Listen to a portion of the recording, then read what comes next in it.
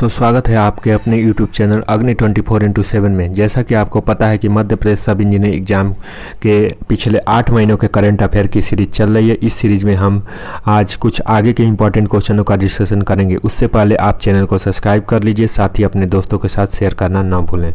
तो आइए शुरू करते हैं अगले क्वेश्चन से। कौन सा देश एशियाई साइकिलिंग चैंपियनशिप 2022 में 27 पदक के साथ शीर्ष स्थान पर रहा?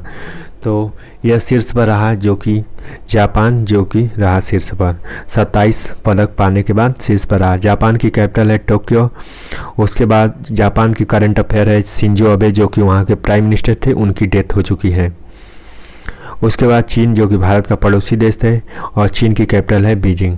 रूस की कैपिटल है मॉस्को, और उसके अलावा रूस के प्रेसिडेंट है व्लादिमीर पुतिन। भारत के प्रधानमंत्री हैं नरेंद्र मोदी, और यहाँ की प्रेसिडेंट हैं द्रौपदी मुर्मू।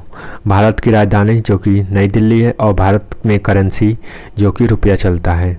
भारत में जो कि 28 स्टेट और 8 यूनियन टेरिटरी हैं। 28 स्टेट और 9 यूनियन टेरिटरी हैं। उसके बाद आते हैं next.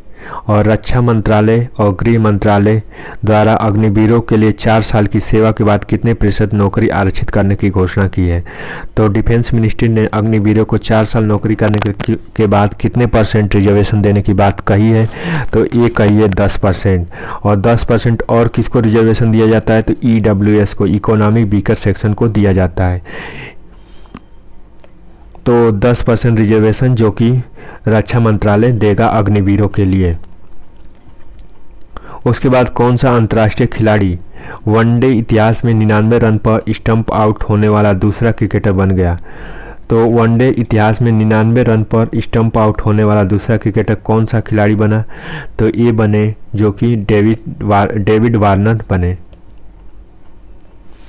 One nation one ration card योजना से जुड़ने वाला देश का अंतिम राज्य कौन बना? तो one nation one ration card योजना के तहत जुड़ने वाला देश का अंतिम राज्य जो कि असम बना। असम के जो कि चीफ मिनिस्टर हैं हेमंत बिस्वा शर्मा। असम में जो कि नेशनल पार्क है Manas national park, Nameri national park, Kaziranga national park. Assam में जो कि चिल्का लेक उड़ीसा में पाई जाती है।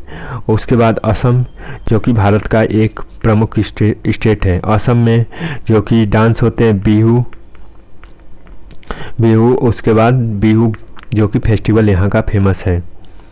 उसके बाद मध्य प्रदेश भारत का सेंट्रल स्टेट, नदियों का मायका, टाइगर स्टेट के नाम से जाना जाता है। मध्य प्रदेश के CM शिवराज सिंह चौहान, मध्य प्रदेश के गवर्नर श्री मंगूभाई पटेल हैं। बिहार के CM नीतीश कुमार। उसके अलावा बिहार के गवर्नर फागू चौहान। बिहार में 40 लोकसभा सीटें हैं, 38 जो कि वहाँ पे जिलों की संख्या है। और बिहार में जो कि बोध गया यानी गया एक टूरिज्म प्लेस है, जहाँ पे गौतम बुद्ध को ज्ञान की प्राप्ति हुई थी। बिहार की राजधानी जो कि पटना है।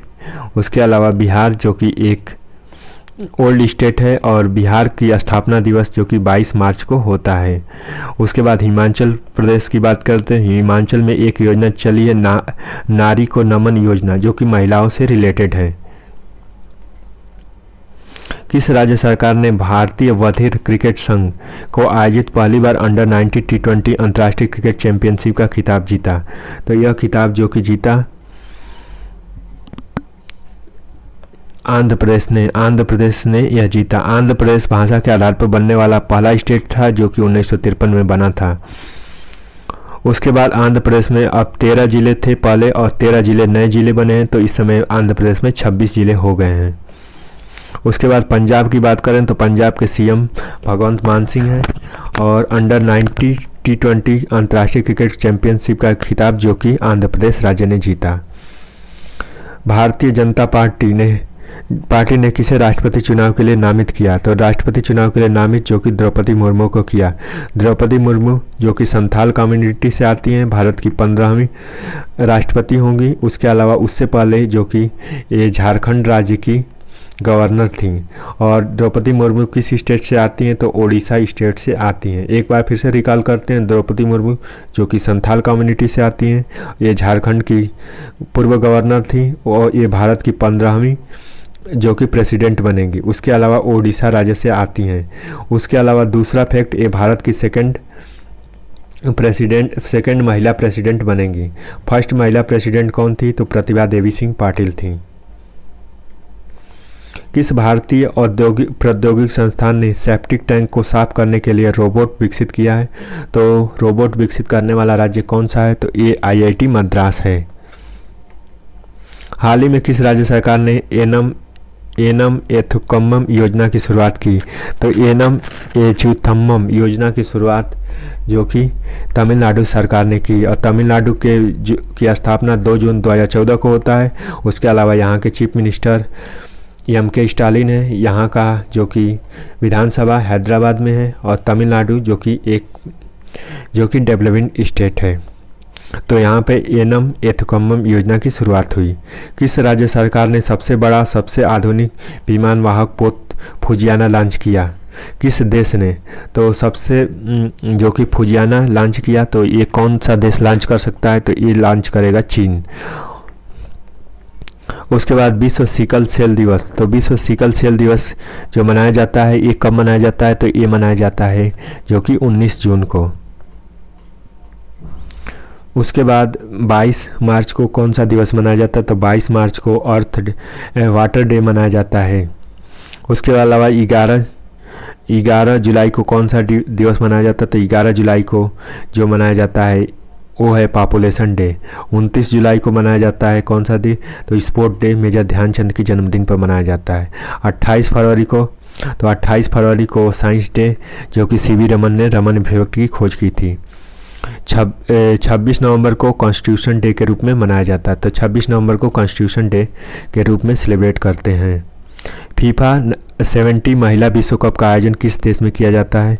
तो फीफा 70 महिला विश्व कप का आयोजन जो कि कौन से देश में किया जाता है? तो ये भारत में किया जाता है। अंतर्राष्ट्रीय योग दिवस 2022 की थीम क्या है? तो इसकी थीम ये है योगा फॉर ह्यूमैनिटी। अंतर्राष्ट्रीय योग दिवस की थीम क्या थी? Yoga for humanity. तो thank you so much for watching this video. मिलते हैं अगले वीडियो में, तब तक के लिए चैनल को देखते रहें।